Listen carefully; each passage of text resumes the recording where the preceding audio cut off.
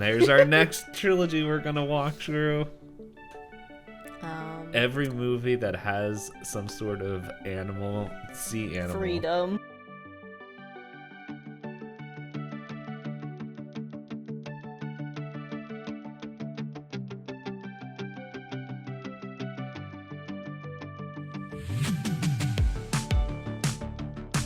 Hey everyone, welcome to another episode of Pointless Discourse with myself, Hoppocalypse, and Payne. Hello there. My name is Payne, and I didn't make sure I had the fact. Well, My fun fact that isn't written is that we talked for a very long time. And now we're going to record us talking about in a very long time. And we even talked Wednesday, too, which is more often than we usually do. Yeah. We missed a couple days, and by week, I think we didn't record like 1 week. And we're like, we have to fill the quota. Otherwise, the great old ones will awaken because we didn't talk for the adequate amount of hours for the month. Look, some people have to do the blood sacrifices like they did in the Cabin in the Woods. We just have to talk a certain amount of hours. Otherwise, the Shoggoth wakes up. I don't remember what the Shoggoth does. It's been a while since I've read Lovecraft, so I can't remember off the top of my head either. Is Shoggoth the goo boy with the eyes? It's been a while. I also haven't played Arkham Horror or anything like that in a while either, or Mansions of Madness. I finished this book a little while ago. I can't remember the name of. That reminds me. Mute my phone. Which I wasn't a huge fan. It was called Kraken. That's what it was called, by China Melville or something like that. I don't know. I don't remember why I read this book. I think I just wanted to. Now I remember. I wanted to get out of Brandon Sanderson stuff because I'm like, everyone is depressed and no one is actually like this is like a 7-book series. We're in the middle of it, and everyone that's making progress in like, okay, I think I'm doing better, immediately reverts. 2.75. I see. I found the book. How dare you? Hey, when you follow each other on Storygraph, yeah, I can see the activity. I will admit, the last 2 books I read, I'm like, I feel weird giving these a rating because one is like, here's my story, and then the other one was like, here's my thoughts, but also my story. And I'm like, I don't know. I'm just gonna not rate these ones and just say you read them. Yeah, like the poetry book I read recently, I gave a 5 to because I still think of some of the poems. I was like, that's enough for me to give it a 5 stars. If I'm going to think about it later, and I know I'm going to want to reread the poems because they had interesting, like, formatting. Mm-hmm. But at the same time, I don't read a lot of poetry. I can't deconstruct it and make it smart. And also all the poetry is extremely personal. And I was like, it's just a 5. It is a 5. And then the memoir I listened to, I was like, also a 5. Because who am I to say that your memoir doesn't deserve 5 stars? How dare I say these terrible things that happened to you are not worth anything above a 5? But I'm like, well, then am I truly giving a good representation of the book? I'm like, oh no, I'm thinking more about this dumb app than I should. I'm like, who actually reads it? But yeah, I'm like, and I don't actually ever write anything. I'm like, yeah, this cool. And I'll only contribute anything extra if I feel like a book's trigger warnings are like bad enough that I was uncomfortable while reading it. Like there was one that I was reading that feels like people who are in a true crime podcast might be into, but I'm not really into them. Yeah. So the structure of the book and the points and the stuff talked about in the book, I was just like, I don't know how people listen to this all the time because the descriptions of these things, I don't like being in this character's head who has been dragged into a cult and is now not part of the cult and is trying to take down the cult from the inside and is reliving her traumas. I'll put graphic warnings in my Storygraph so people know. Yeah, these are really actually warnings. Well, when I was reading the memoir and I'm like, should I write that in there? And I'm like, I think anyone that's actually going to read this book and sees where it's from and all that, and I was like, I think you kind of can already take a guess. It just happens a lot later than I was expecting, but it still not great. But I'm like, I don't know. And then but yeah, Kraken by whatever his name is, I it's China, and I don't know how to pronounce. I'm assuming it's like Melville or something like that, but the way he builds the world is interesting. I just didn't enjoy his writing style, and so it was like. But the whole reason I brought that up was like he has like a line in there where because like pretty much all the cults are real, and in this book it's like this event happens, and now every cult's prediction for end of the world is about to happen, and they're like. And like the whole concept is like we're not here to try to stop the end of the world. We just need one to be right. And the fact that all of them are happening is like not great. And it's confusing because it's like what is actually supposed to happen? And so there's like a part where this person's trying to get information from this other person who's like, what, who do you follow? Are you like this? Or it's like, oh wait, what are you? You one of those new weird Cthulhu followers? Man, you guys are weird. It's just like there's other things out there, you weirdos. And they're just like and I think she's just like, no, I'm just trying to find my boyfriend. And he's like, whatever. But yeah, there was some stuff I did enjoy, but at the same time I'm like it was a slog to get through for me. Yeah, but he has a lot of books on Storygraph that said that it was slow paced. So I didn't think it was slow paced because it's like it felt because it's short chapters, but like every chapter is like a hit, like just like there is no breathing in the book. It's very much like chapter happens, event happens, boom, boom, boom, boom, and there's like it's just like build, but like no like okay, let's take a breath and collect thoughts. It's like no, when that character will do that, we're going to this character because guess what? Talking to cult mafia people now and all this other stuff, and I'm like, okay. And then it's like now we're going to go and talk to the sea and summon the sea to do things, but the sea's kind of a lazy nerd, and it's just like, whoa, hold up, let's rewind. Nope, now we're over here. I'm like, okay. I'm like, why? Just to think this all started with a squid being taken. But any poops. I found the fact, and the fact is Thelma Dinkley from the Scooby-Doo and Wendy share something in common. Impressively, both characters were played by none other than Linda Cardellini? I don't know how to pronounce her last name. Comic fans may know her for portraying Hawkeye's wife in Marvel Cinematic Universe. You may even see her perform as Wendy in real life for a brief moment in the Weirmageddon Part 1 episode. In short, the voice actor for Velma is also the voice actor for Wendy. Yeah, I do like that actress. She's one of her recent roles. I didn't finish the latest season, but Dead to Me was a pretty good show. I never heard then it's on. You probably haven't because it's on Netflix and it's. I have Netflix now. But Dead to Me is fun. Dead to Me's concept is it's two women, and you find out early on about this. It's not like major spoilers, but early on, you find out that the blonde woman played by I think it's Christina Applegate. She is grieving the death of her husband who died in a hit and run, and she wants to find out who did it. And then Linda, now I'm doubting how to say her last name, Cardinelli, yes. Carte blanche. She knows what happened and decides to befriend the blonde lady, and a lot of hijinks ensue. It's very well written, and I like the show a lot. I think you would like it too because it's not quite a mystery and it's not quite a thriller, and it's not a comedy, but it is kind of like a little bit of all of those mixed together as these two women are trying to figure it out. What's it called? I'll add it to the list. Dead to Me.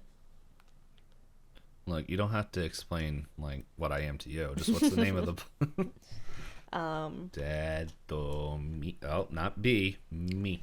It's interesting that the fun facts didn't mention that she's in Freaks and Geeks, because I feel like that's another big role for her. I never watched that. Yeah, but well, that's it is a bit probably not that a big surprise. Yeah, but that one's a bit of an older show. I want to say it had James Franco and Jason Segel and Seth Rogen and her in it as awkward high school kids trying to get through life. Yeah, I don't know. I am watching a show on Netflix, and I got to the second episode, and I'm like, I'm enjoying this. You did it. Yeah, now I gotta finish the 14 more episodes. Is it? Yeah, I don't know. It's my first time watching one of these K-drama things because I'm like, why do people like this? And I'm like, after the first episode, I'm like, I can see why people like this. I think I mentioned this like before we started recording last episode. Yeah, I was just gonna say not to cut you off, but I think my lights flickered. Oh, it flickered again. So let's get going. See if Ghosts. we can you mean storm. So let's see if we can get through this episode before I lose power. I guess I should roll a die. Yes. So we roll dice because we're tabletop nerds. We play a lot of different RPGs. I guess I'm talking this week, so I am going to apologize ahead of time that I have a bit of a scratchy throat. What did you roll? A 19. I rolled a 19. Oh, what do we do in case of a tie? I think we just roll again. I think that's what we did. Okay. Here, I'll do this on camera so you guys can see I'm not a liar. I can't do mine on camera. Oh, okay, you're right. You're talking this week. I rolled a 6. Yes, so I rolled a 14 on that second one for anyone who's listening via audio. Well, if you... Well, as we did in the last time when someone had the coughs and the scratches, if it gets too much, we'll switch. Yes, that's totally okay. Yeah, I was going to say, like, I don't think I have a cold.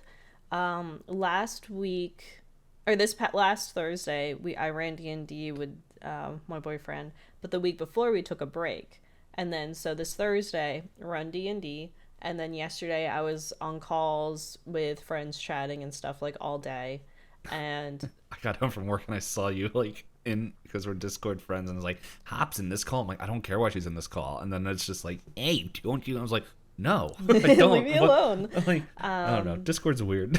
Yeah, like me and my friend both work from home, so sometimes to keep ourselves from like wandering and all that, we'll sit on a Discord call and kind of just like complain about work to each other so that we're at our desk instead of wandering. But yeah, so I was talking pretty much Thursday and then all Friday, and my throat was already a little sore from Thursday, and now it's still like, Yesterday, I thought I had lemons so I could make a hot lemon water before bed. My lemons went bad, so I just had honey water, but I put too much honey to compensate for the lemon, and I was just like, oh, I'm a hummingbird. You just, all of a sudden we just see you just like vibrating, just like, ooh, just flying around like a hummingbird. So yeah, so apologies if I do. I had hot tea, and that helped, but then we talked for a while. I don't have any excuses for why I am the way I am. Yes. So, this episode is called The Deep End. Yes, The Deep End. That's the name of the episode. So we go ahead and we open up to everyone sweltering inside of the house attached to the Mystery Shack. Crinkle stands laying on the floor. Dipper and Mabel are by the chair, and Seuss is also laying on the floor, but closer to them. And they're fanning themselves and complaining about the heat. And the radio comes on and says that it's 110 degrees, which is looking to be the hottest day of the summer. And Dipper is like all in favor of doing nothing all day. Say,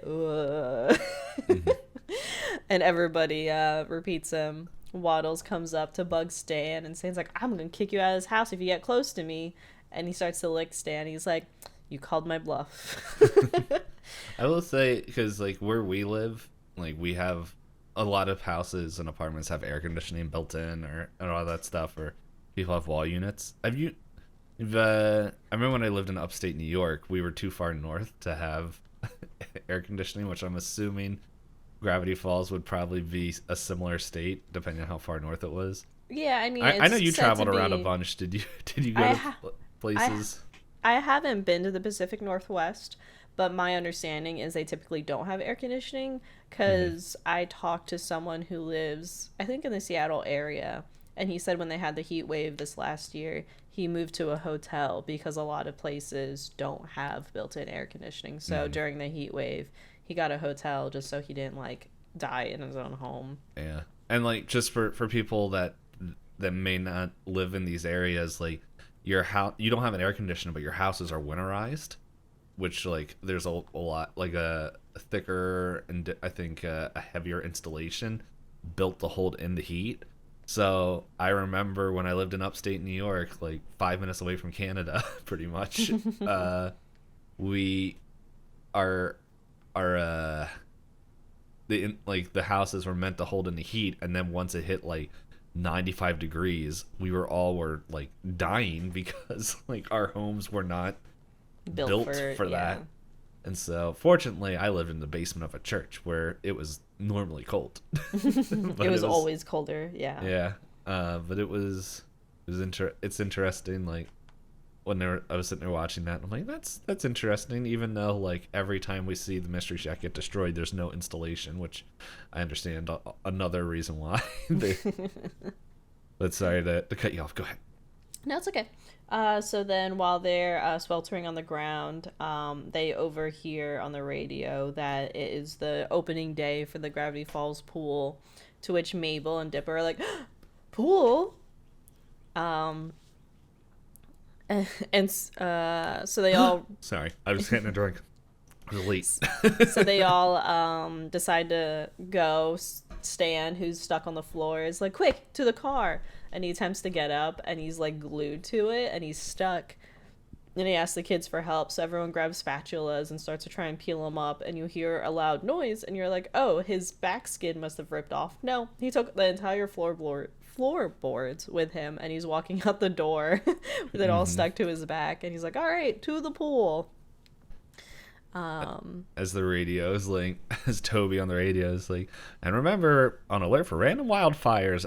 And Stan just apparently catches on fire. Yeah, he screams walking outside. It was like, he'll be fine. Yep. So then we cut to them going to the pool, and they're all excited about it. And Stan is like, he compares it being on a bus, where he's like, yeah, we're all stuck here with a bunch of strangers, but it's wet. I agree with Stan here. I already don't like going to a pool, and like when I was younger, we had an above ground pool in our backyard, and like I didn't mind that. And then as I got older, I'm like, I don't like being in this thing with other people. And then I remember I went into like a wave pool once, and I'm like, I feel gross. I think I was just swimming around in pee and chlorinated pee, and I'm like, I think I caught a million diseases, and never went back to a water park. Now I think about it. I mean, very fair. I don't have a family to be like, hey, let's go take the kids to the water park. It's like, oh, why is this person in his 30s coming to a water park? Like, me and my friends, the only thing we liked at the water park, we didn't hang out in all the pools and stuff. Not to say that the water slides would necessarily be safer, but I can pretend it's better because the water's always moving. So if somebody ahead of me does something instead of going to the bathroom, maybe it won't touch me at that moment. No, it's always touching. It's cycling, it's circling. It's like everything, not even in the pool. It's just like everything.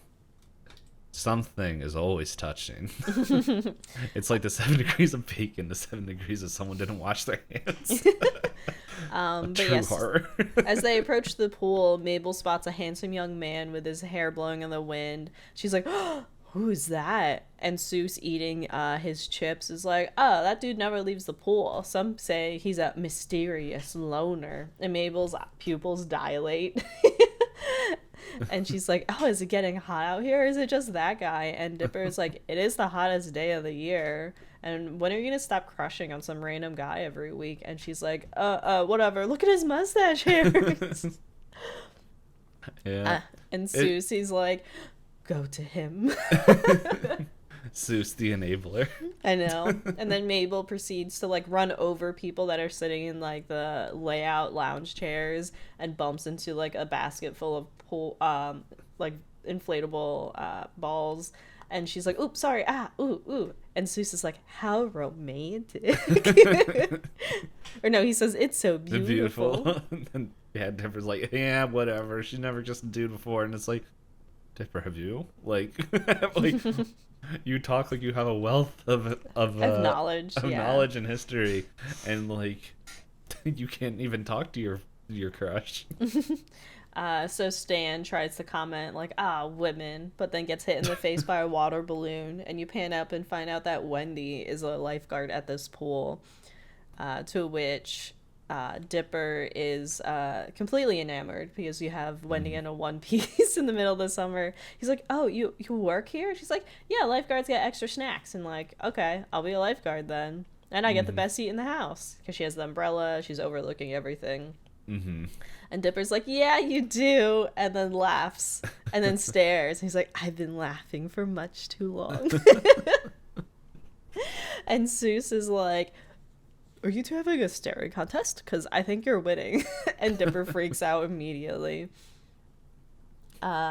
So Dipper asks Wendy if they want to check more water balloons. And Wendy was like, "I'd love to, but we have to have, like, tryouts to see about having an assistant lifeguard. Why don't you try getting..." Or, did she suggest it? Yes, Oh, Dipper. I'm reading the line right now. He's like, "Yeah, be told, or you gotta be a lifeguard." Oh, he's like, "Well, what if I be the assistant lifeguard?" And that's when she tells him, "Oh, you gotta go talk with, once again, another amazing name, Mr. Pulchek." He's like, "Oh, your boss?" And then he turns and looks, and it's a man who's, like, super fit, super muscular, with the iconic patch of sunscreen on his nose. And he starts doing push-ups, and then he starts doing index finger push-ups. And then he slowly turns his head and looks at Dipper, face on. And Dipper's like, "Ugh." I wish I could do push-ups like that. Except I jiggle too much like Jello. Yeah, so then we cut back to the handsome guy that Mabel was interested in, and he's trying to relax, and he has this, like, pool floaty in front of him that he seems to hold on to. And you see a shadow look through the water. Mabel's like, "Hello, funny seeing you here. Not that we've met before, but, like, hi." And she goes, "My name's Mabel." He's like, "Hola." She's like, "Are you Australian?" And he goes, "Oh, you're so funny." Yeah, you forgot the part when he's like, "How long have you been underwater?" And then she coughs up a Band-Aid. Oh, yes. I'm like, "Oh, gross." I was Public like, pools. I'm like, "Ugh, this is the whole reason I don't like being at a pool." Yeah, and then Mabel is just like, "Oh, you're so funny, and your hair is so beautiful." And he's like, "Oh, no, it tangles." She's like, I will comb it." And proceeds to pull out a little comb and starts combing his hair. And he's like, "Oh, you're so forward." She's like, and she starts to have the internal monologue of, like, "He totally likes you. He's so into you. Ask him out on a date." So she goes, "Do you want to, like, dry off and go to the snack bar?" And he immediately goes, No, I have a terrible secret. I must go." And Mabel's like, "I'm so upset." "Yeah, I'm so intrigued." So then we have Dipper going back to talk to Mr. Pulchek. And Mr. Pulchek is, like, inspecting him all over and leans in and sniffs him and goes, "You're wearing SPF 100. I like you. But it's not an easy job. It's anarchy." And nothing's happening at the pool when he says this. And Dipper's like, "I think I can handle it." And then Mr. Pulchek goes, "Can you handle this?" Pops off his hand. "I lost this to a pool filter." "Oh, here. The pool may seem friendly." For audio listeners, Hop pulled her arm into her sweater sleeve. Yes. He's like, "The pool may seem friendly, but she can turn on you in an instant, which is why you must respect her rules. Do you have what it takes, boy?" And Dipper looks to Wendy, and Wendy's just like, "Yeah." And Dipper's like, "Sure, I guess."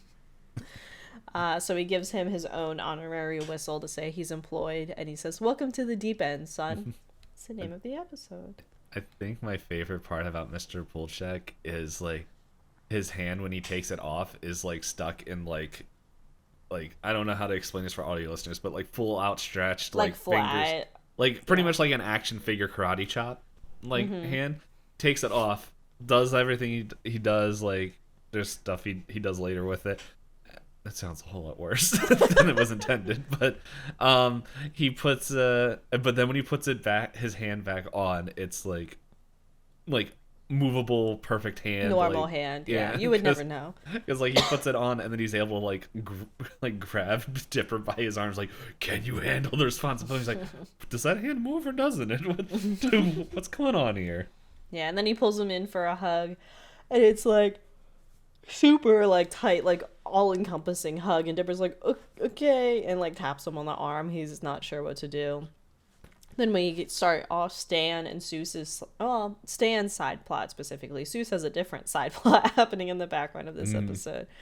but Stan explains that he has the perfect lawn chair. It's got enough. It's walking distance from the snack bar and the bathroom. It's got the right amount of shade and sun, and it's pointed away from Old Man McGucket oiling himself up. And they cut to a scene of him like slapping his belly and going, "Oh yeah!" and everyone's like staring in disgust. So Seuss is like, "Oh, the legends are true. I thought it was just stuff you were saying in the car." So they're talking in front of this for a while, and Stan's like, "Well, I'm gonna put my towel on here. I'm surprised it's not taken," and like slowly goes to sit on it. So then he finds something in his way, turns around to find Gideon rubbing sunblock on his face and giggling. And Stan's like, "Get out of my chair, kid." And Gideon turns around to a towel that says "Property of Stan." And Gideon's like, "I didn't know this was your chair. Just kidding. I knew, and I'm not moving." And when Stan's like, "Move, you little troll," he goes, "Nope, first come, first serve." And he like starts rolling around in the chair. And Stan is like, "I'll first serve you." And he starts to pick up Gideon, to which a whistle blows and he gets himself locked up in pool jail. And when he's like, "I don't make the rules," "Just kidding, I do," and locks him up. And Dipper is excited and goes to Wendy to talk about getting the job. And Wendy's like, "Oh, nice. Do you want to abuse our new sense of power?" And Dipper's like, "I don't know. Mr. Poolcheck doesn't seem very mentally stable or emotionally stable." And you turn around and he's hanging on a fence by like the back of his knees. And then he slowly lifts himself up, peers around like a bird, and then hangs back upside down like a bat. Dude, if he wasn't such a creeper, and like, I'd be freaked out if I saw this in real life, but it's like super metal. It's like, oh my goodness. Yeah. It explains why he goes and hangs out at the bar. With all the bikers and stuff. Yeah. Then you have Wendy, who's like, no, we just gotta be sneaky about how we abuse our power. And she's like, "Race you to the no running sign." And they go off to run to it, and then Pulchek blows a whistle, and Dipper immediately like starts like walking and like freaking out about having to follow the rules. And then it goes back to pool jail, and one of the kids looks to Stan. He's like, "How long you in for?" He's like, 2 hours for rough housing. And the other kid's like, "Pool jail isn't so bad as long as you don't wind up in solitary." And you have this little kid in this little window with little bars. And he's like inside the pool in like a vent. And the transcript calls him pool jail kid. He goes, yeah. It's the nights that are the hardest." Yeah. Just... Oh, wait a second. It says, I went to his character thing and he's like, "Home, the Gravity Falls pool. No! Likes, the girl and the pool safety sign.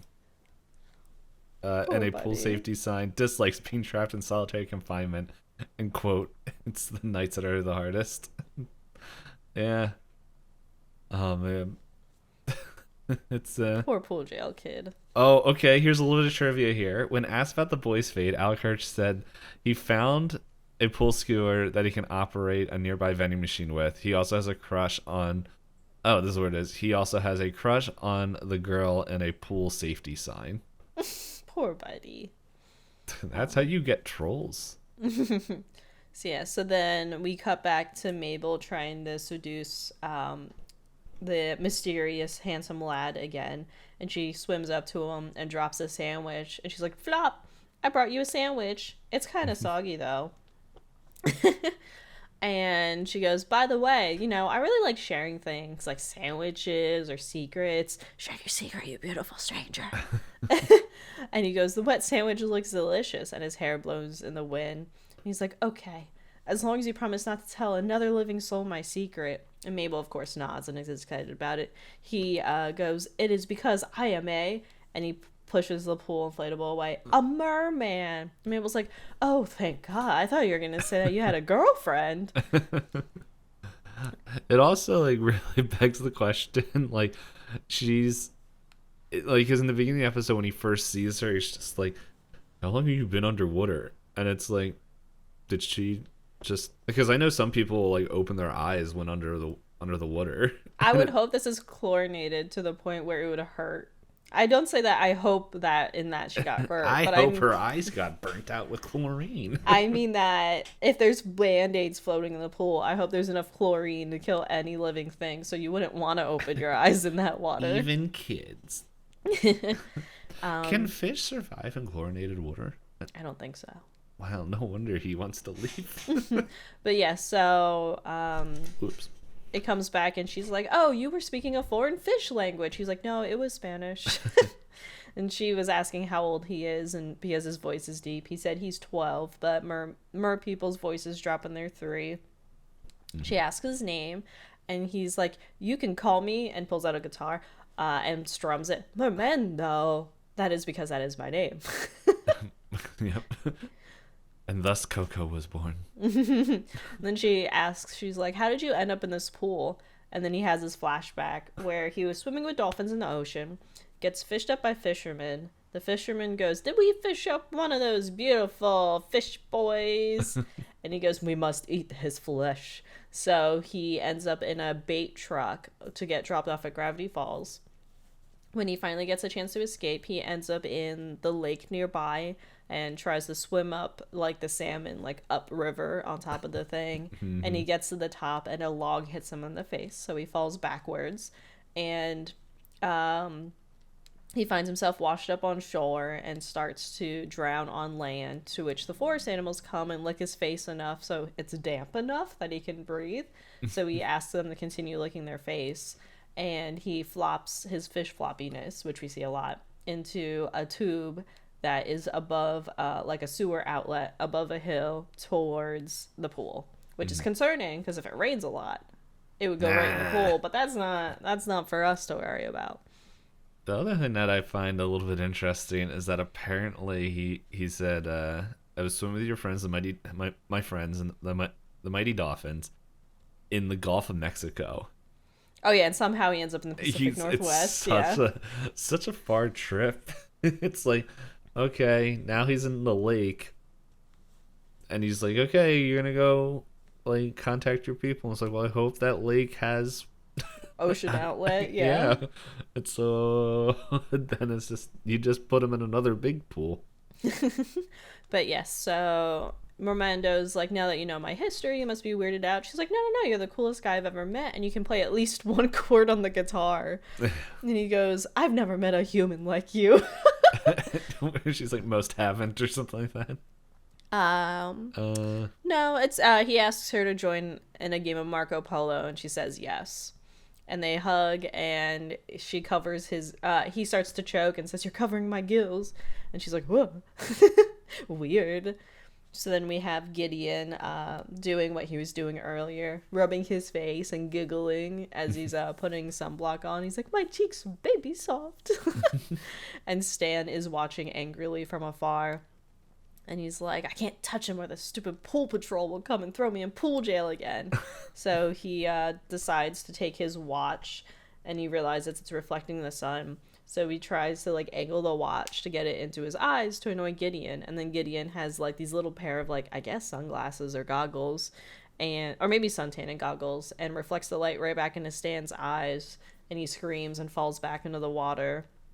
And the thing that he says while he's trying to like angle his watch is, yes, burn the child. One of the best lines I think I've heard in a cartoon in a while. Yes, burn the child. Then we cut to Seuss's little mini side plot. He's putting on one of the inflatable ducky like around the waist so he can just float in the water. And he hears a voice that's like, "Seuss." And he's like, "Oh, inflatable duck guy, is that you?" It's like, "Yes, Seuss, I can talk." He's like, "Oh my gosh, I knew you were secretly alive. I knew it." And you cut to Wendy and Dipper with a little megaphone, and they're messing with Seuss, and they try to shush each other. And they go, "My people have been enslaved. Seuss, you must free us." So Seuss is like, "The inflatable pool duck revolution is at hand." And he goes to run inside the supply closet, but Mr. Poolcheck blows his whistle and announces that the pool is closing. And then he's like pushing Seuss so he doesn't go in the supply closet. Dipper and Mabel are trying to set themselves up to not look like they're in trouble. And he looks directly at Dipper, and Dipper looks nervous, and he's like, "You have a good night, son. All right, good night, son. Lock up the supplies for me." And then he does the thing that you said he was going to do later. He pops his hand off, shakes it, and the keys come out. It's a good place not to lose them. Yes. So he locks up the supplies, and then you have Mermando and Mabel realizing that the pool's closing. So Mabel is like, oh no, Mermando is like, can I see you tonight? And Mabel goes, sure, do you want to go for a walk? And he's like, merman. I am a merman. And she's like, yeah. I'll come back to the pool tonight. So Mabel takes the golf cart, the Mystery Shack one, drives it up, and reaches around to like the pool skimmer, the little net you use to like take leaves and stuff out from the top of the pool, and she pulls it through to use it as like a jumping point to get over the fence to get to the other side to spend time with Mermando. And she's like, look, I brought a scrapbook of human stuff. And then every memory she has is about legs, and goes, I can't imagine what it'd be like if you didn't have legs. Mermando's like, can we like skip this part? She's like, and my family is kickboxing in this one. And it's one of those things where I'm like, man, I wonder if this episode came out today, like how all that would go. It's like, it's funny, but also in my head I'm like I know it's not the same, and it's like it's still funny, but at the same time the other part of me is just like, you're pretty much showing like even though he doesn't have legs, it's like, hello handicapped person, look at these things I can do with my legs that you can't. I know. It's like, whoa, okay. Thanks, buddy. Yeah. And then in response, he swims away and he's sad. And he tries to take out his guitar to play it, but it sounds really out of tune, so he has to shake water out of it. And then he starts to talk about how he used to have a family, and he's been wearing like a shell necklace the whole time, and you open it and find out it's a locket with a picture of his family. And Mabel's like, why don't you just leave? And then Mermando has his flashbacks of every escape, the different escape attempts he's had. Then the one that he remembers is him just like swimming in circles and going to jump out of the pool. Proceeds to flop like a fish on land and knock over every piece of furniture. And then a woodpecker comes and like stabs him in the forehead, and he rolls back into the water, and then he ends with, and then the wolves came. I'd like to imagine that the kid who's in solitary confinement just watches that all. He's like, oh no. How do I help him? But yeah, so then he looks out to the night sky, and there's like a shooting star in the background, and it looks really romantic. And Mabel's like, this is a first kiss moment, here I come. So she leans in with her lips out, and he's like, what are you doing with your mouth? And she's like, my lips are pouting because I had sour candy, and it was like so sour. And he's like, can I have some candy? And she goes, no. Wah, wah. So then it comes back to daytime, and we have Bubs and Durland are putting on sunblock, and then suddenly they get trapped in like the lifesaver floaties, and Blubs is like, what's happening? And Durland also gets a lifesaver floaty around him. He's like, I'm scared. And they go meet because they're both trapped. And Dipper is like 100 points. And Wendy says that if they can have this job all summer, then it's going to be having fun the entire time. And Dipper blushes because Dipper is Dipper and goes, all summer. And then Pulchek calls Dipper over specifically and explains to him that I thought you respected the pool's safety rules. And Dipper's like, Mr. Pulchek, are you crying? And he turns around and is like, he's red in the face and his eyes are watering, and he wipes them and he goes, it's not important right now. But basically tells him that some maniac broke into the supplies, and that the only pool skimmer at the pool has been damaged, and that he has to go on the night stakeout. And if anything happens to any supplies, then he's fired. And Dipper salutes and is like, I won't let you down, sir. So, did we mention that Wendy's the one, not Wendy, Mabel's the one that breaks the pool skimmer to like... I did. Okay. I said that she uses the pool skimmer as a jumping off point to get over the fence. I missed that. But yes, so we cut to Mabel and Mermando, and Mabel's trying to play with those like inflatable like volleyball things, and she just hits Mermando in the face with it. And she's like, are you okay? And she's like, "Oh, it's about your family, isn't it? You're sad and you want to be with them again." And he makes a dolphin sound, which is the first time he's made a dolphin sound all episode.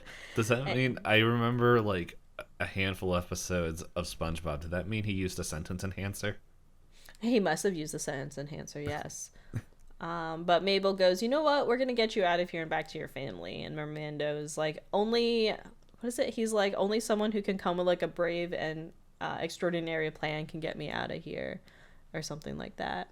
Mabel, but Mabel escape is impossible. Oh, maybe it's another time he mentions that. Let's see. It might have been earlier. Yeah, I don't see any. I don't. Yeah, I'm looking at the transcript right now, and like It might be what he says later when she comes back, because she does have a plan drawn up for him, which is a fun plan. Then we have Dipper, who's decided that he's going to take the night stakeout as seriously as possible, and said his plan is to catch a trespasser, protect the supplies, keep the job at the pool, and eventually marry Wendy. And oh, and this is because it's at nighttime, where he's decided that he's like pacing and watching over the stakeout. And he turns around to hear a weird noise and finds Grunkle Stan is cutting a size of the fence that fits him. And Dipper's like, "Grunkle Stan?" And Stan's like, "I am sleepwalking and I am sleep talking." Nice hat, by the way. And his hat says, Dipper has, instead of his usual pine hat, it's night patrol. And Dipper blows the whistle, and Stan's like, "Fine, fine, I'm leaving, I'm going." And and then walks back a couple steps and then immediately runs into the pool area. And Dipper's like, "Hey!"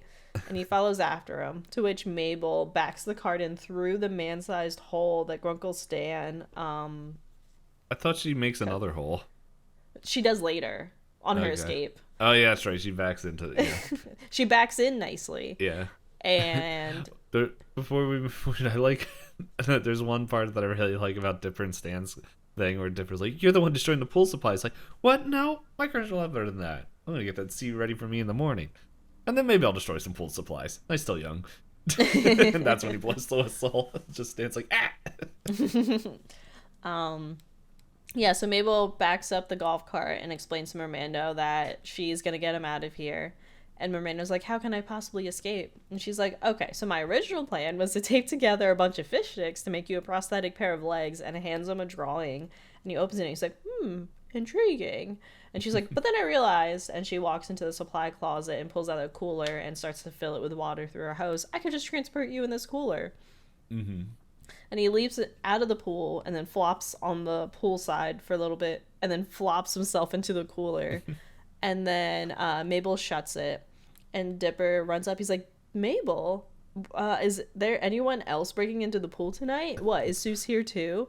And then you see in the background Seuss was scrambling up the fence and lands. And Seuss is like, "I'm okay."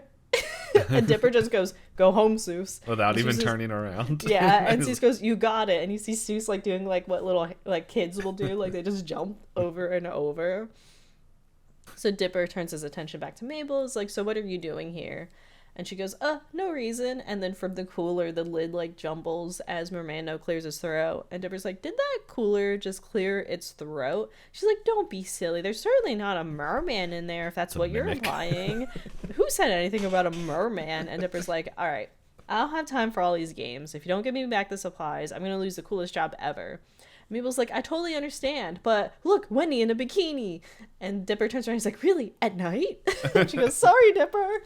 And runs off, and the little pool jail kid and his little go. We all can't be saved.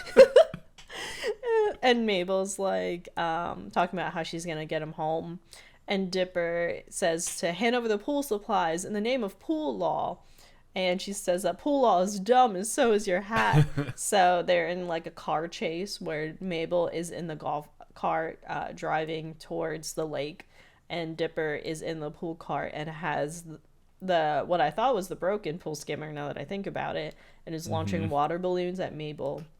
One of the water balloons happens to land and hit the like release valve on the cooler, so all the water starts to fall out of it. And right before that, they're speeding towards Gravity Falls Lake, and they speed right past the police car with Derlin and Blubs, and they were asleep. And then they wake up and they go, I think someone just sped by. And Derlin's like, probably just a dream. And Blub goes, with you, every day is a dream. I was like, aw, I love them. And then it's like, quick cut before Disney noticed.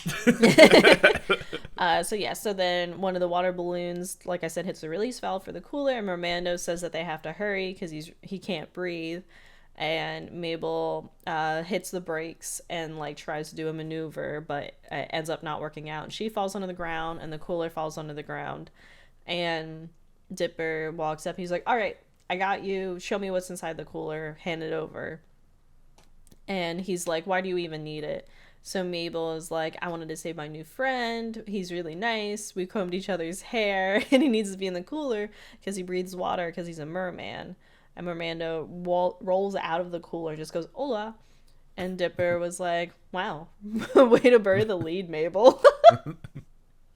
So then Mabel's introduction is Dipper, Mermando the merman. He's a merman. And Mermando's like, nice to meet you, but I think I'm dying. And in Spanish, starts saying, like, I need water. I'm not going to pretend and pronounce it because I don't have good pronunciation for Spanish. And then Mabel, she goes, you're a lifeguard. You have to give him CPR. And Dipper's like, but he doesn't breathe air. She's like, I don't know. Do reverse CPR then. So he proceeds to get a water bottle from the pool cart, puts it in his mouth, and then does CPR by forcing water into Mermando's mouth, and screams that he hates this. And Mabel takes a picture mouth to mouth and was like, blackmail. And Mermando is like, thank you for saving me, but why didn't you just push me into the lake? And you zoom out, and he's literally like 5 feet from the edge of the lake. And Dipper is just like, ugh, smacks his forehead. But they get him into the water, and Mermando makes dolphin sounds again, and he goes, sorry, I'm weak from coughing. How will I get my family to hear me? So Mabel hands him over the megaphone and says, problem solved. And Dipper is like, no, the pool supplies, I'll get fired.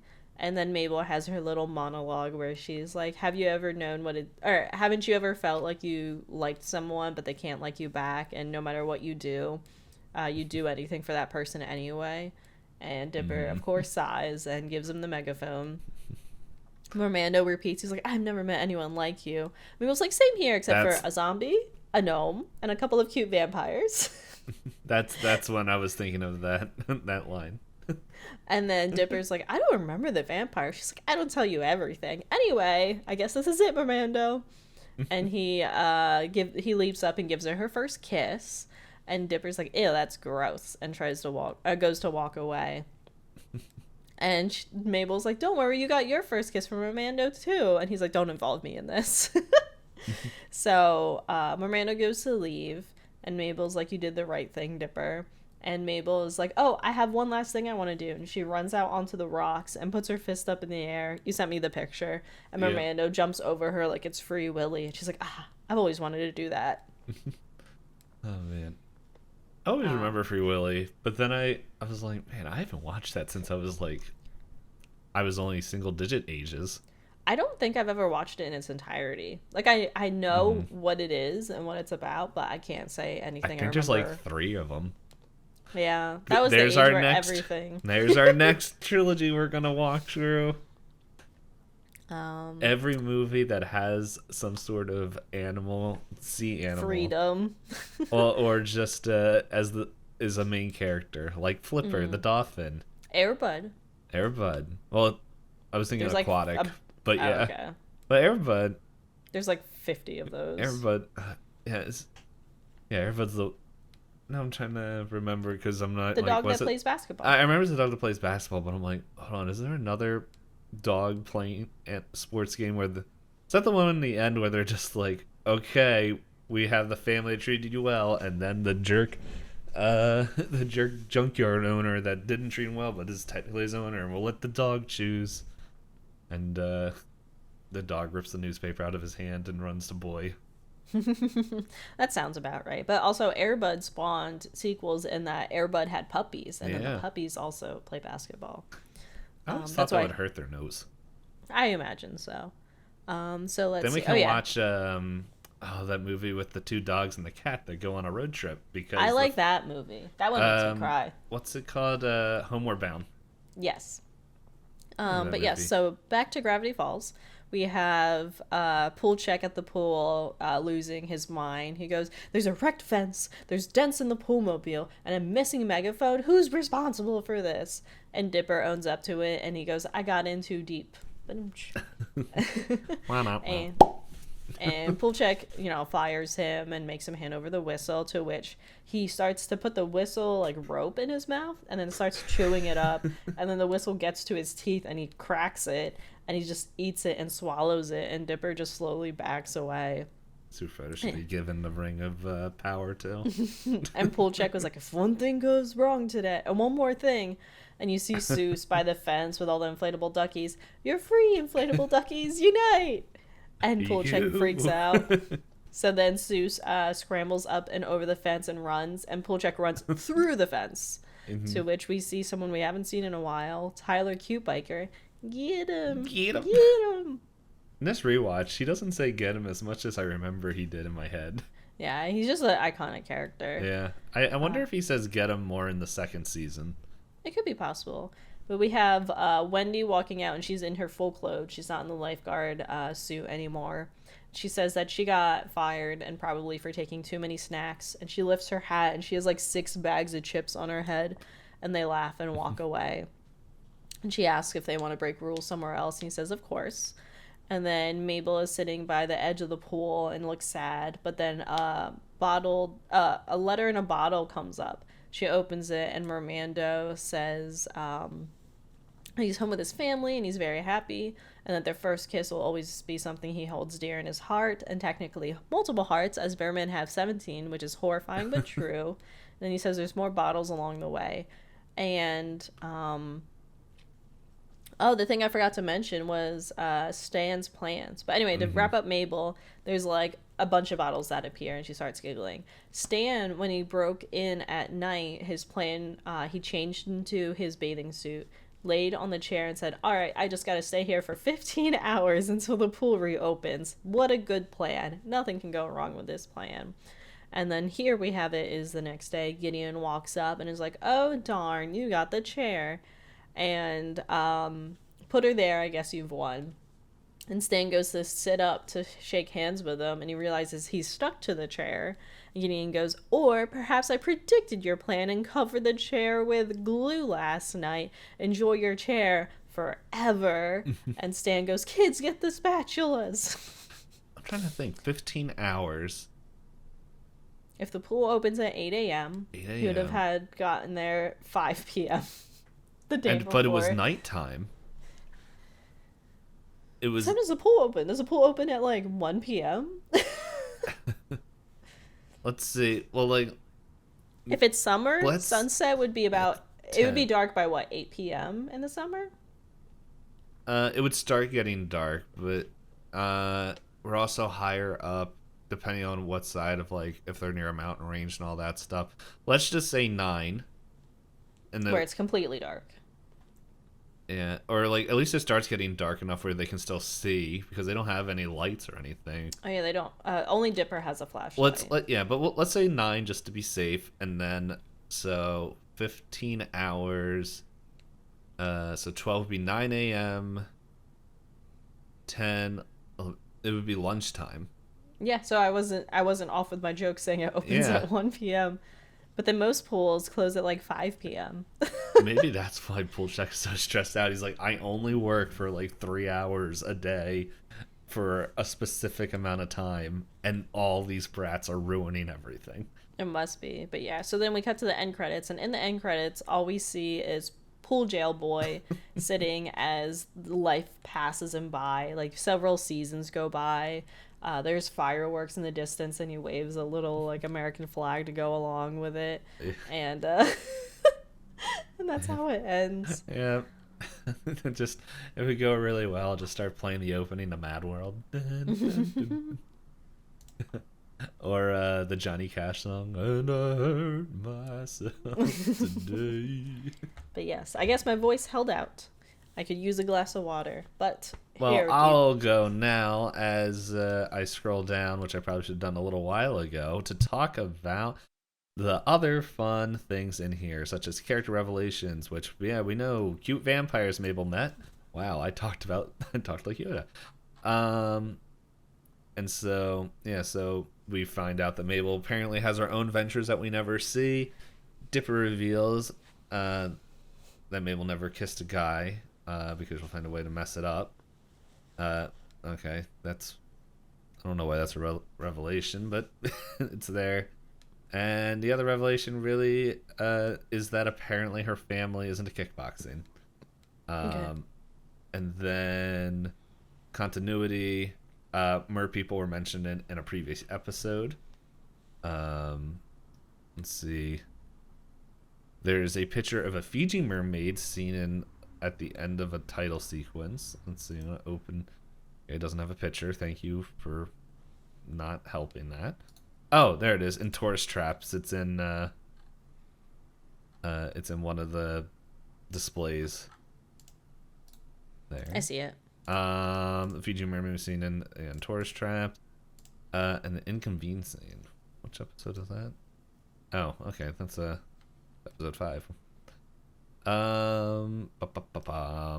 And Chutzpar also mentions mermaids in Dipper versus Manliness. Waxstan is back as it shows is melting. So apparently all they had to do was wait for this day, and then all those wax heads would be taken care of. Mm-hmm. And then Mabel does a callback to the gnomes and the zombie from the first episode. Okay, here's a little bit of trivia that's interesting. Is this is one of 2 Gravity Falls episodes that doesn't have an Alex Hirsch writing credit. The other one, which would make sense, is Dipper versus Manliness, as there seems to be some connection between the two. Let's see. In the original script, Stan says blind the child rather than burn the child. This was changed because blind the child was... Okay, this was changed because blind the child was seemed too graphic. Oh, but burn them is fine. And one of the bottles that Mabel receives, it's labeled LeBlam, which is her name backwards. Yeah, that's pretty much... Let's see. Yeah. But yeah, overall, fun episode. But Hop, I do have one important question for you, which is, did you realize this was the 10th anniversary this week? I did not. Me neither, until I was clicking around the wiki and found apparently there's a whole bunch of articles where one was like, which I was like, that's funny, and I was going to share that one first, but then because I was like, this would have been a fun question to ask, which was it last episode? No, 2 episodes ago. I think it was 2 episodes. Let me check real quick. Yeah, for Boss Mabel, was she too harsh of a leader? And they're like, yes, no. But who do you feel like you're the most like in this episode, and why is it Pulchek? You mean it's Mabel? My online persona is unattainable boy. I can change that. That's all I have to say. Yeah. Now, who are you most like? If you start smooching unattainable boys, I married the unlovable boy in Stardew Valley. I married the boy who doesn't talk to you for 4 chapters in Fire Emblem. Genshin doesn't let me smooch boys. Cause of men. Most like.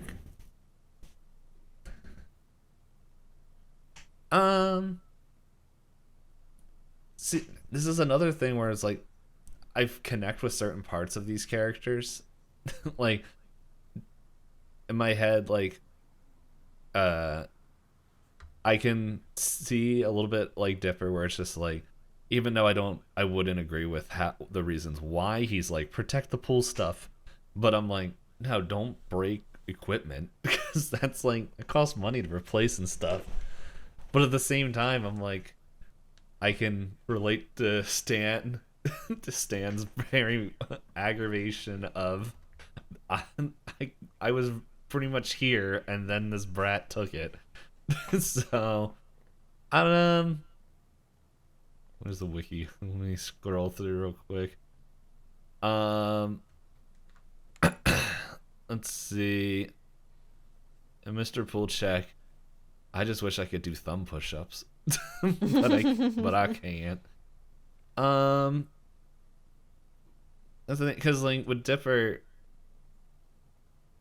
like I don't know, like I would try to protect, like, not to protect, but like make sure that equipment is not being like broken and all that, because that does cost money. But it wouldn't be like the whole motive for him is like, I gotta keep this job so I can talk to women.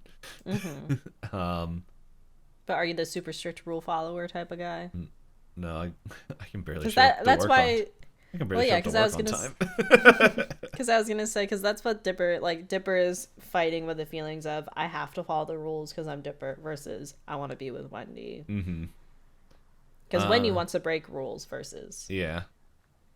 And like, I don't know. I don't feel like Seuss. I'll put Grunkle Stan because it's like you're gonna burn the child. Yeah. it's a favorite pastime of some people. Yeah. I'm wondering if we're gonna have the favorite person. Pool jail kid. Yep, pool jail kid. He's, oh my goodness. It's funny how like these kind of very minor show up characters are constantly like the best thing of the show. It's a very good time. It's yeah. It's just like, oh my goodness. I want to learn more about pool jail kid, because he just sits there and is like, does he have parents? Does it like, did they just has anyone checked on him? Does anyone know he's still there? I don't think so. I think he's just Pool gone. check threw him in and then was like, but you'd think that he'd have to clean that out eventually. But that's how he lost his hand. Pool jail kid bit his hand off because he was so hungry. But yeah, I don't have anything else to add for this episode. Do you? No.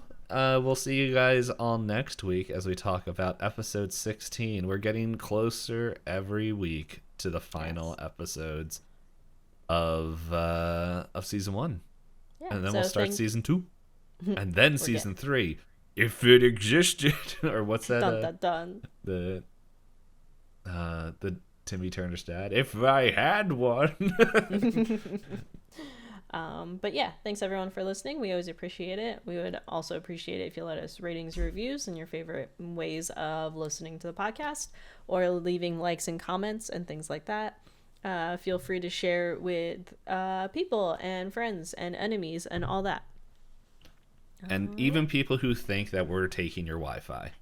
Not the Wi-Fi. We are your Wi-Fi. I want to make a news show that's called We Wi-Fi. We-Fi. We-Fi. We-Fi. It sounds like a fun...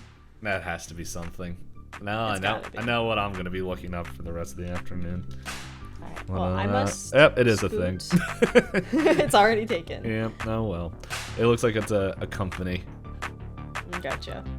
But, yeah. Till next week. Bye-bye.